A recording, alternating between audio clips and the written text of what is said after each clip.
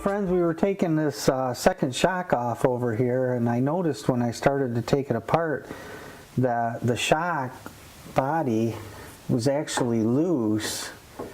And once I took it apart, I realized that on the back side they actually had this giant lock washer, which, if you can see here, is way too big for this bolt. So they were almost trying to use it as both a washer and a lock washer, where the other side should have a washer here and then a lock washer, but one that's smaller that fits right around this snugly. And so they were using the improper hardware on the inside of the shock. So I'll replace that with the right stuff, but just wanted to point that out to y'all, how, you know, sometimes people, whether they don't have the the hardware they need or whatever, they'll try to take shortcuts, but it winds up not performing correctly and can be a bad deal. Luckily these are new and it didn't cause any damage to anything, but I imagine it would vibrate and rattle. I hadn't drove it enough to notice that, but I'm sure if I would have drove it as it was long enough, I'd have noticed the rattling in the back, because this was certainly loose here. Anyway, just wanted to point that out to y'all. Again, we'll make it right, but you never know sometimes what you're going to find when when people have worked on a car, so don't assume it's correct.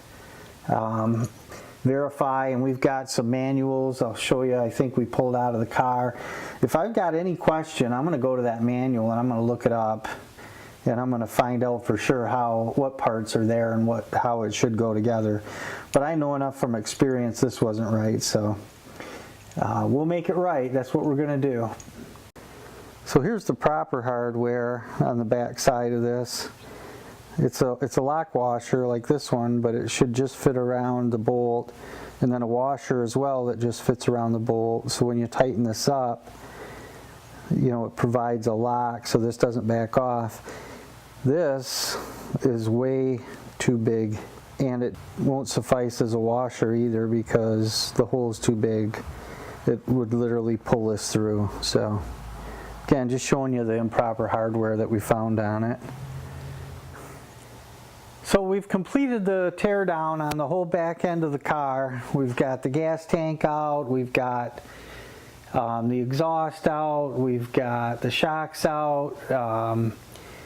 We have removed the back bumper, all the tail lights, essentially took everything down to just frame and body.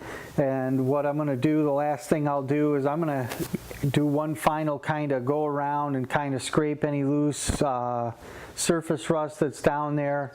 And then what we'll wind up doing is a rust inhibitor and some rust proofing on top of that, and basically get that all stabilized and squared up, and then that way we can start to, as we repair other things, we can start to put it back together. So done with the back end of the car as far as tear down. So little milestone for us we thought we would share with you, and more to come on. Not all of this we're going to reassemble before the paint job, but some of it we will, just to save space. The gas tank, we'll even probably put that spare tire back. We'll get that all resurfaced.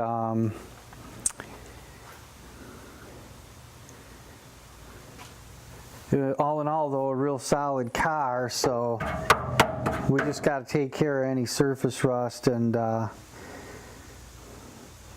make sure it's all stabilized, ready for that paint job down the road. So done with the back end deconstruct.